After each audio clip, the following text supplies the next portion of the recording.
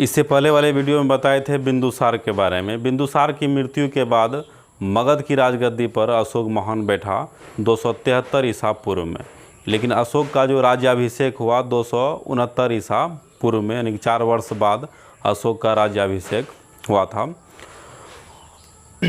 दिव्यवादन के अनुसार अशोक की माता का नाम था सुभद्रांगी, उसके पत्नी का नाम था देवी, कारुवाकी, पद्मावती और तिष्य रक्षिता।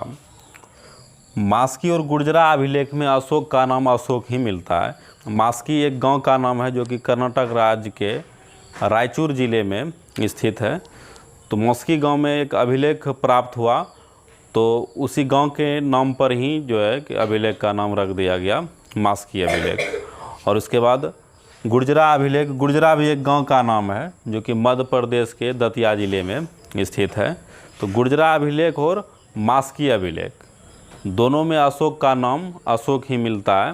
हालांकि अलग अलग अभिलेख में बहुत सारे ऐसे अभिलेख हैं जिसमें अशोक का नाम अशोक नहीं है, अलग अलग नाम से अशोक को पुकारा गया है, लेकिन मास्की और गुर्जरा अभिलेख में अशोक का नाम अशोक ही मिलता है। पुराणों में अशोक को अशोकवर्धन कहा गया है। कलिंग आक्रमण, तो कलिंग जो कि आधुनिक उड़ीसा को उस समय जो है कलिंग कहा जाता था, कलिंग पर आक्रमण 261 ईसा पूर्व में किया गया था और यह 13वें शिलालेख में लिखा गया है। हालांकि अशोक से संबंधित जो भी हम लोगों को जानकारी प्राप्त होता है अभिलेखों के माध्यम से ही, तो 13वें शिलालेख में कलिंग आक्रमण के बारे में लिखा गया है। तो कलिंग पर आक्रमण जो क्या था अशोक ने 261 ईसा पूर्व में किया था। और कलिंग युद्ध के बाद अशोक के जीवन में परिवर्तन हो गया था, क्योंकि कलिंग युद्ध में बहुत सारे व्यक्तियों का जान गया था, बहुत सारे निर्दोष व्यक्तियों का जान गया था। तो इन्हीं सब को देख करके अशोक का हृदय परिवर्तन हो गया था और युद्ध नहीं करने की उन्होंने संकल्प लिया था कलिंग युद्ध के बाद। फिर उन्होंने बौद्ध धर्म की दीक्षा लिया उपगुप्त नामक बौद्ध भिक्षुओं से। प्लिनी जो कि एक रोमन भूगोलवेत्ता थे, उन्होंने एक नेचुरल हिस्ट्री नामक एक पुस्तक लिखा था और उसके अनुसार मिस्र के एक राजा हुए फिलाडेल्फस। तो फिलाडेल्फस ने डियानिसियस नामक राजदूत को अशोक के राज दरबार में भेजा था। अशोक ने जो उपासक के रूप में यात्रा किया, अपने अभिषेक के 10वें वर्ष बाद बोध गया का, फिर 12वें वर्ष बाद निगाली सागर का उन्होंने यात्रा किया। 20वें वर्ष बाद उन्होंने लुम्बिनी की यात्रा किया था, लुम्बिनी जो कि अभी नेपाल में पड़ता है। अशोक ने आजीविकों को रहने के लिए बराबर की पहाड़ी में 4 गुफाओं का निर्माण करवाया था। पहला था कर्ज, दूसरा चापार, तीसरा सुदामा, चौथा विश्व झोपड़ी। बराबर की पहाड़ी बिहार के जहानाबाद जिले में स्थित है। अशोक के पौत्र दशरथ ने आजीविकों को रहने के लिए नागार्जुन गुफा दान दिए थे। अशोक के 7वें स्तंभ लेख में आजीविकों के हितों से संबंधित लेख लिखे गए हैं।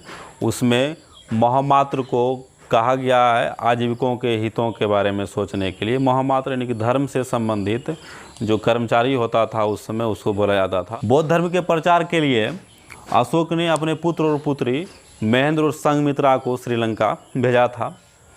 बौद्ध परंपरा और लिपि के अनुसार अशोक ने 84,000 स्तूपों का निर्माण करवाया था।